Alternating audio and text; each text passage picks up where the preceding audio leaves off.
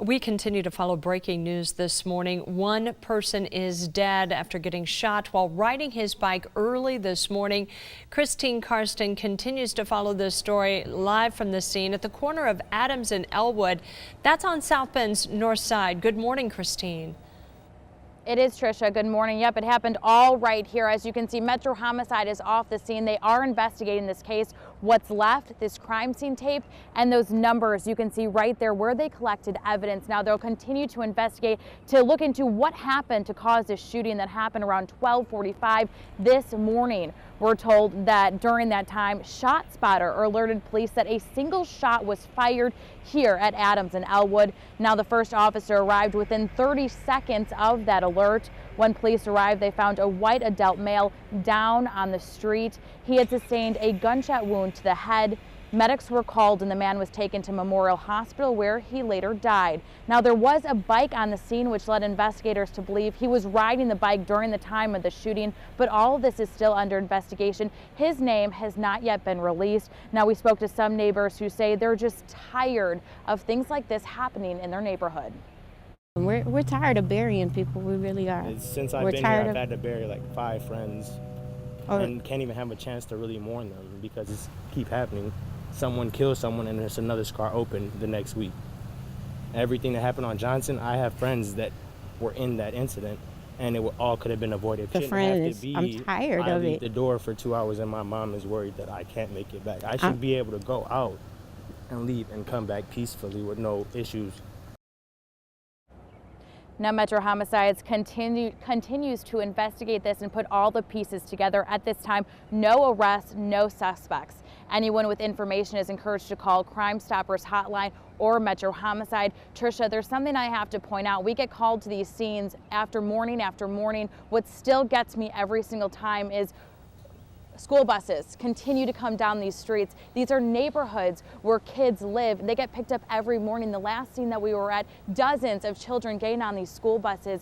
These are families, these are children, these are areas. Anybody with information, call Crime Stoppers, call Metro Homicide. They can only solve these with your help. And just to underscore the importance of what we're talking about here, this is the 3rd homicide in just a week. And we're also talking about a young child in this past week who died in a violent way in South Bend. Very serious. Everyone is tired of hearing these things happen. We are too. We were talking to Metro Homicide last night. They are too. You can imagine how exhausted they are from continuing to investigate these things that happen. Again, I cannot emphasize enough. Luckily, ShotSpotters are helping them get to the scenes faster, but they can't solve these without the public's help. Anybody who has seen anything, even that tiny little bit of information that you may have, may help them solve this. So anybody, call Crime Stoppers, call Metro Homicide. It's time to get talking for sure. Thanks so much. Christine Karsten reporting live from the north side of South Bend. Thank you, Christine. Homicide investigators were on the scene of another shooting in South Bend early this morning. Good evening, I'm Maureen McFadden. And I'm Terry McFadden. 18-year-old Nathan Hall was shot in the head and killed in the 1400 block of Adams. That's across from Measle Grove Park. News Center 16's Tricia Hart has been following the story since shortly after the shooting this morning and joins us in the studio now. Tricia, how's this investigation going? Well, Maureen, when I talked to police at around 1 this morning, they had a victim with no ID and no obvious witnesses. Neighbors living in that area told me they're too used to hearing gunshots and seeing those police lights. But for friends and family of the 18-year-old victim and Clay High School senior, this couldn't have been more shocking news. About a mile away from Adams Street, friends and loved ones stopped by Nathan Hall's house to pay their respect. I never thought it'd be him. It is crazy that it could be him. Shocked and in disbelief that their friend was shot in the head so close to home. At first I didn't believe it. I couldn't picture that happening to him. Honestly, I think we're all still looking for answers. We all want to know why it happened to him and who did it and why something like this had to happen.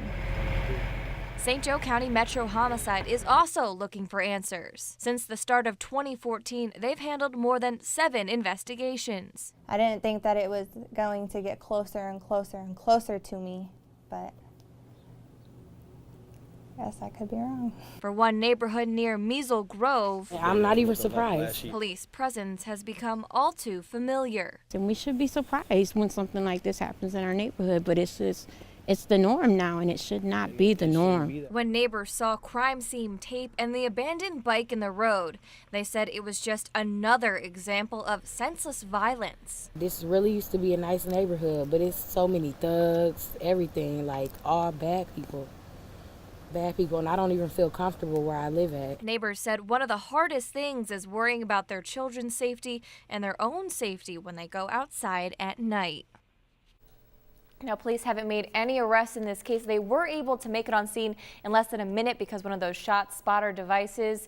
But again, no obvious witnesses. It was very dark and very early this morning, so they had no leads at the time. All right, and I know Hall was about a mile from home at the time. Any word on why he was out so late and not near his home? Well, I talked to his friends, and they said they weren't sure. He was a good kid. They had just seen him about around 6 o'clock that night playing a game of basketball, so not a big day for them. Clay High School did release a statement reaffirming that, saying he was a jovial kid, an avid athlete, someone that everyone liked, so it's unclear why he was out of the house after midnight. Yeah, 18 years old is just too young. It is another incident of it. Okay, thanks, Trish.